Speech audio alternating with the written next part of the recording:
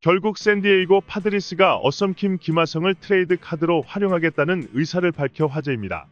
이로써 잠잠해지던 김하성의 트레이드설이 다시 한번 수면 위로 떠올랐습니다.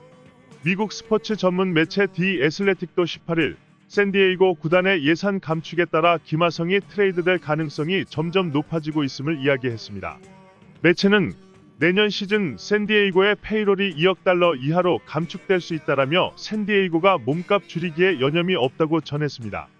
내년 메이저리그의 사치세 기준은 2억 3,700만 달러로 샌디에이고는 이를 넘기지 않으려 합니다.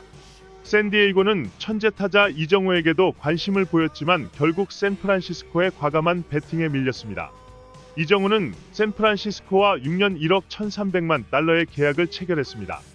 당초 예상을 훌쩍 뛰어넘는 금액이었습니다. 또한 매체는 샌프란시스코가 오라클파크에서 가진 입단 기자회견에서 이정우를 소개할 때 샌디에이고는 다소 실망감을 갖고 바라봤다. FA 시장에 태풍을 일으키기 위해 필사적인 에이전트 스캇 보라스의 고객에게 6년 1억 1,300만 달러를 안긴 것에 샌디에이고 관계자들은 그리 놀라지 않았다.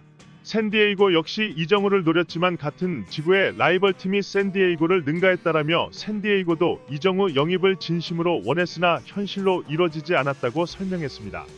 샌디에이고 역시 이정우에게 배팅을 했지만 샌프란시스코와 금액에서 큰 차이를 보였다는 것입니다. 분명 최근 샌디에이고의 행보와는 거리가 있는 모습입니다. 샌디에이고는 지난 시즌까지 과감한 투자를 아끼지 않았던 팀입니다. 지난 겨울에는 FA 시장에서 젠더 보가츠와 11년 2억 8천만 달러를 투자한 것은 물론 매니 마차도, 다르비슈 유, 조 머스그로브 등 팀 내 핵심 선수들과 1억 달러가 넘는 금액의 장기 계약을 맺으며 공격적인 행보를 보였습니다. 하지만 지금은 사정이 달라졌는데요. 올해 초호화 군단을 완성하고도 정규 시즌에서 82승 80패로 내셔널리그 서부지구 3위에 그쳐 포스트 시즌 진출조차 해내지 못했습니다.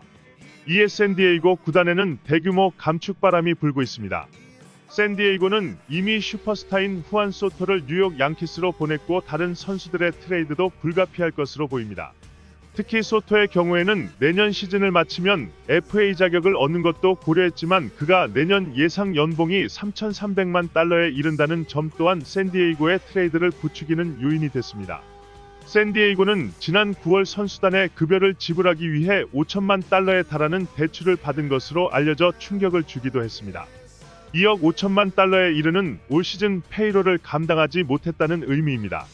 이런 샌디에이고의 움직임 때문에 FA 시장에 나온 선발 투수 블레이크 스넬과 마무리 투수 조시 헤이더 역시 다른 팀으로 향할 것이 유력해 보입니다.